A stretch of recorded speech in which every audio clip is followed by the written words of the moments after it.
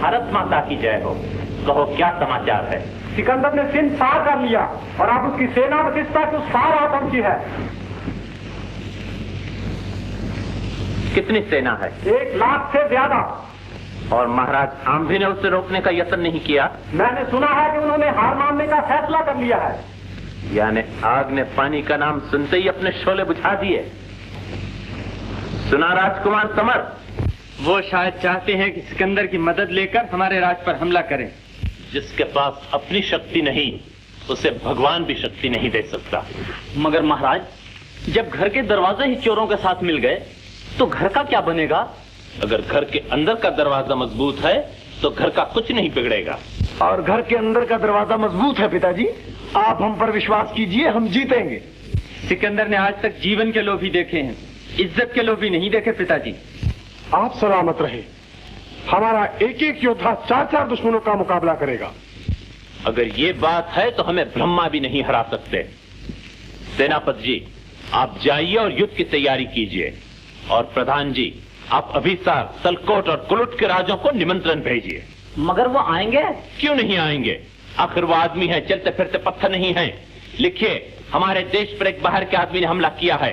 अगर इस समय हमने मिलकर उसका मुकाबला नहीं किया तो हमारी संतान हमें कायर कहेगी और हमारे देश पर विदेशी राजा राज करेगा। हमारे देश पर विदेशी राजा राज नहीं करेगा। प्रार्थना, तू हमारी बहन है, तुझे हमारा ख्याल करना चाहिए। और आप भी राज हैं, आपको अपने देश का ख्याल करना चाहिए। हम जो कुछ कर रहे हैं अपने देश ही के लिए कर रहे हैं। देश के लिए खाक कर रहे हैं।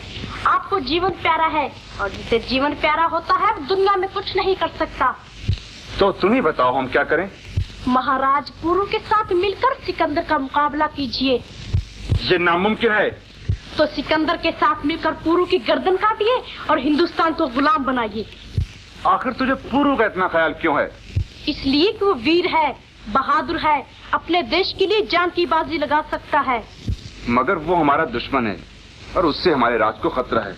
अगर हम आज सिकंदर के साथ मिलकर ये कांटा हमेशा के लिए निकाल डालें तो इसमें कौन सी बुराई है? घोड़े और शेर की लड़ाई हुई, मगर घोड़ा कमजोर था और शेर बलवान था। आखिर आदमी ने घोड़े से कहा, मैं तेरी मदद करूंगा। घोड़े की बाछें खिल गईं। बोला, बड़ी मेहरबानी। आदमी ने कहा, मुझे अपनी पीठ पर चढ़ा ले। घोड़े ने चढ़ा लिया। उस वक्त किसी ने कहा, मूर्ख, शेर तो हारता हारेगा, मगर तू तो पहले ही हार गया। और देख लो, घोड़ा आज तक आदमी का गुलाम है, शेर आज तक जंगल का राजा है। चौबे जी छब्बे बनने चले थे, दुब्बे बनने से भी रहे। तुम जानती हो तुम क्या कह रही हो? मैं ये कह रही हूँ कि आप जो सौदा करना चाहते हैं, सौदा आपको बहुत महंगा पड़ेगा। कितना ही महंगा क्यों ना पड़े, लेकिन मैं सौदा अवश्य करूंगा। जब आप अपना देश और उसकी आजादी बेचने पर ही तुले हुए हैं, तो आज से ना मेरे भाई हैं, ना मैं आपकी बहन हूँ।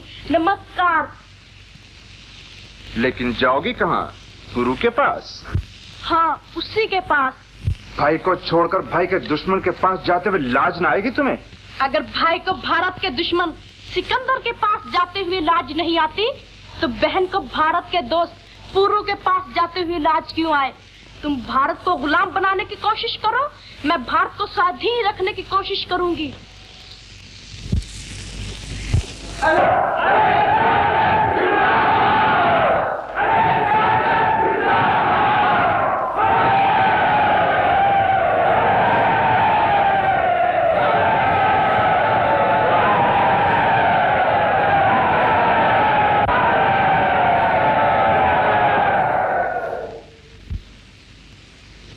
ये शोर काहे का है? तक्षशिला के महाराज आम्भी ने इताअत कबूल कर ली और उसके दूसरे दोस्तों ने? उन्होंने भी। माँ बदौलत को ये सुनकर खुशी हुई। देवताओं को कुर्बानियां दो। आलम पना, उन्होंने हुजूर की खिदमत में बेशुमार तोहफे भेजे हैं।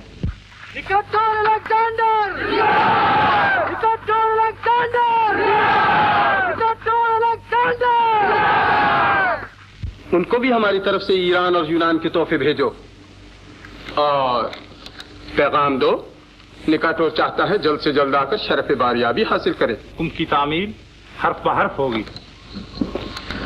युमनीस, आज हमने हिंदुस्तान पर पहली फतेह हासिल की है।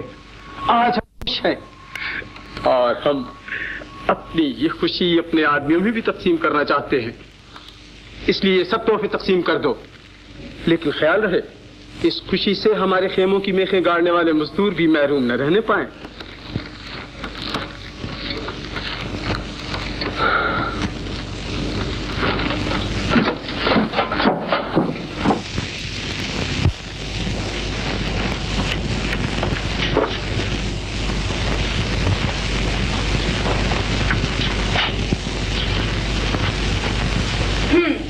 जितनी देर में तू बाजार से सब्जी खरीद कर लाता है उतनी देर में आदमी ईरान से आता है। आज क्षमा कर दे, आज मुझे इस तरह में आए 20 रोज हो गए। तू 20 मरतबा देर करके आए, आज तुझे माफी नहीं मिलेगी। तो सजा दे ले। मैं तुझे सजा नहीं दूंगी, मैं तो तेरी माँ से कह दूंगी, वही तुझे सजा देगी। ओहो, आज माँ कुछ नहीं करेगी। क्यों? आज क्या है? आज राखी है।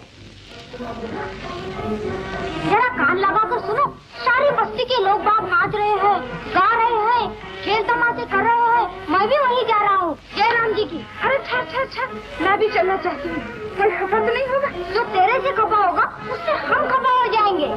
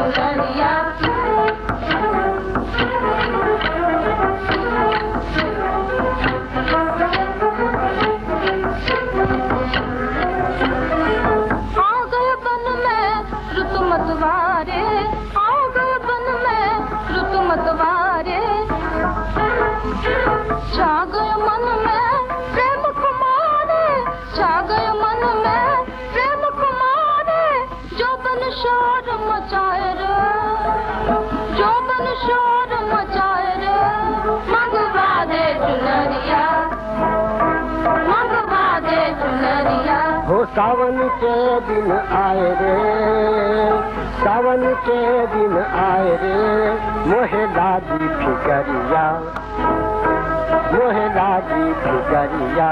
सब जग मास मनाए रे, सब जग मास मनाए रे, मोहे लागी नजरिया, मोहे लागी नजरिया। गुजर गई जो बन की बत्तियाँ गुजर गई, जो बन की बत्तियाँ बीत गए रंग रस की रतियाँ, बीत गए रंग रस की रतियाँ। कौन गई रुत लाए रे, कौन गई रुत लाए रे, मोहे लागी फिकरिया, मोहे लागी फिकरिया। सावन के दिन आए रे, सावन के दिन आए रे, मंगवा दे चुनरिया, मंगवा दे चुनरिया। वो घर घर साज सजाए रे, घर घर साज सजाए रे, मंगवा दे चुनरिया। तेरी पोशाक के कहे है तो परदेशन है, तेरा मुंह कहे है तो थकी हुई है। बैठ जा। दूध लाऊं पिएगी, मिठाई लाऊं खाएगी, सिर्फ पानी मंगा दीजिए, बड़ी करम फरमाई होगी। और यदि दूध मिले तो क्या छोटी करम खाई होगी?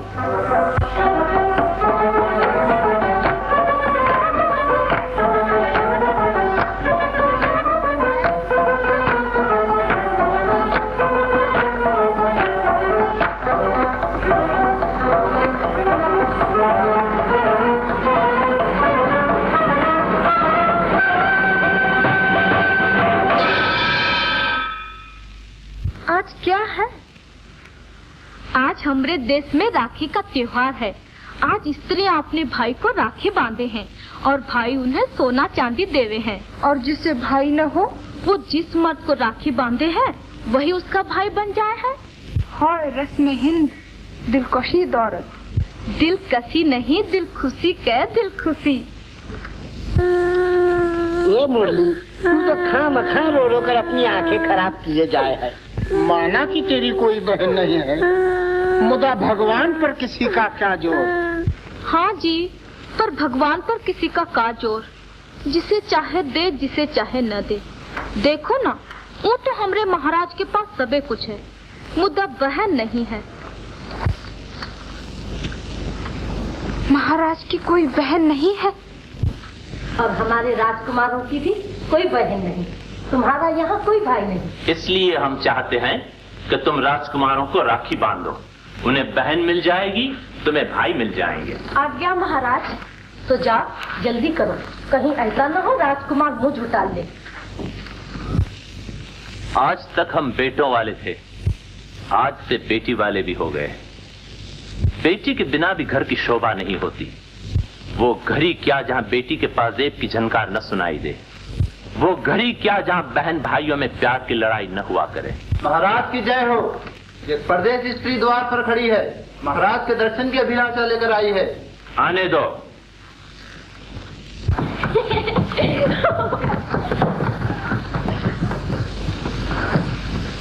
दिखाती क्यों नहीं, क्या लाई हो? बाबा 100 बार तो कहा है दिखाती हूँ, मगर आप तो सुनते ही नहीं। वहाँ बैठिए। लो बैठ गए। बड़ी कृपा आपकी। अब बताओ क्या लाई हो? महाराज और महारानी ने कहा है जाकर राजकुमारों को राखी बांधो। राखी लाई हूँ। तो लो बांध दो। आप ही बांध लो, मैं क्यों बांधूं? तो मैं महाराज से क्या कहूँगा? अब ये मुझे क्या मालूम, जो मन में आए कह देना।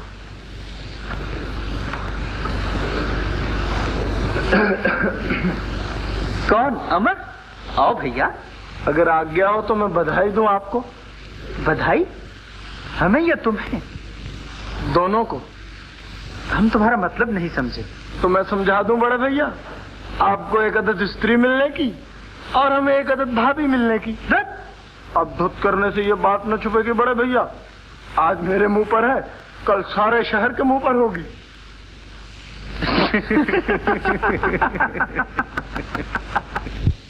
तो तुम उस देश की बेटी हो जहां महाराज दारा राज करते थे। वो हमारे मित्र थे, हमें अफसोस है कि हम उनकी सहायता नहीं कर सके। कहो हम तुम्हारे लिए क्या कर सकते हैं? मैं शाही हिंद के लिए एक तोहफा लाई हूँ और ये उम्मीद लेकर आई हूँ कि शाही हिंद इसे कबूल फरमाएंगे। हम तुम्हारा तोहफा बड़ी खुशी से स्वीकार करेंगे। अपना दस्ते मुबारक मुझे दीजिए। आप डरते हैं? नहीं, हम सोचते हैं। इसमें सोचने की क्या बात है? भाई बहन बनना आसान है, मगर इस रिश्ते को निभाना बहुत मुश्किल है। तो सोच लीजिए, लेकिन ये न भूलिएगा कि मैं ईरान से आई हूँ और ये उम्मीद लेकर आई हूँ कि फुरुए हिंदी को अपना भाई बनाऊंगी। अच्छा तो बांध दो।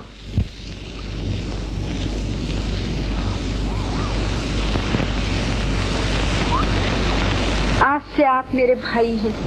आज से तुम हमारी बहन हो।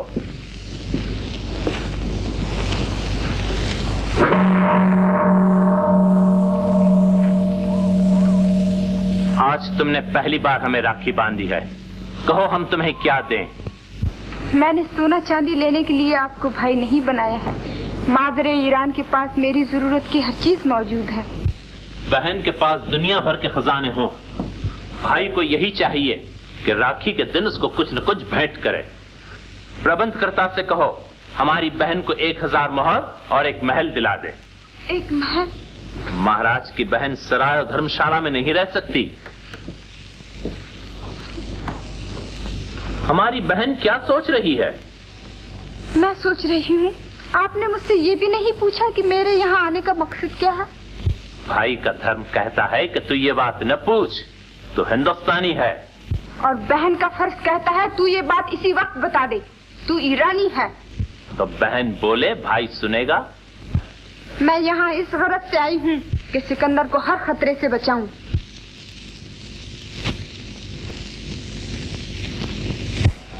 आपको अफसोस हुआ है? नहीं, हमें हैरानी हुई। अगर आप चाहें तो मैं इसे अब भी उतार सकती हूँ। तुम इससे बांधकर हमारी बहन बन सकती हो, अब इससे उतार कर पराई नहीं बन सकती। महाराज की जय हो।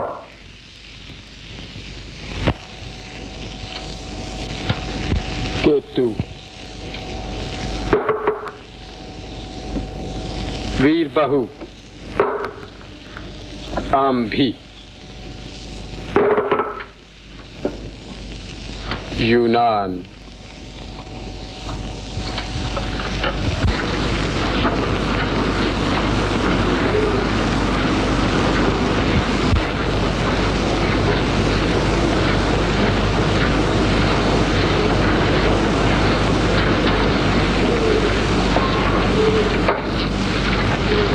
माँ बदौलत का ख्याल है हर एक को अपना अपना हिस्सा मिल गया।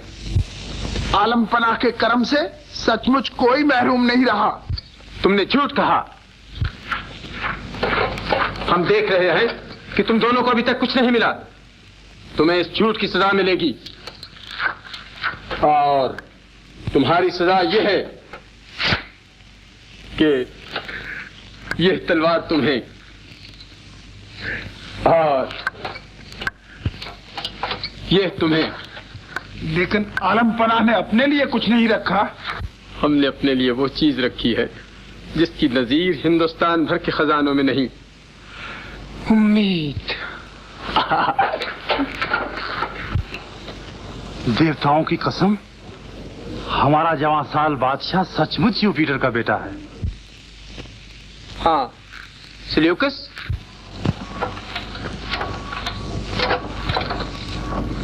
पुरू ने क्या जवाब दिया है? खादिम ये बात आलम पनाह से कल अर्ज करना चाहता था। आज क्यों नहीं? आज फतेह का दिन है। निकाटोर के लिए हर एक दिन फतेह का दिन है। कहो उसने क्या कहा? खादिम की जान बख्शी हो। हमने तुम्हारी जान बख्शी की। पुरू ने जवाब दिया है, मैं तलवार लेकर मैदान जंग में आपसे मिलने आऊंगा। यूनान के बेहतरीन तोहफे उस शख्स के लिए रखो।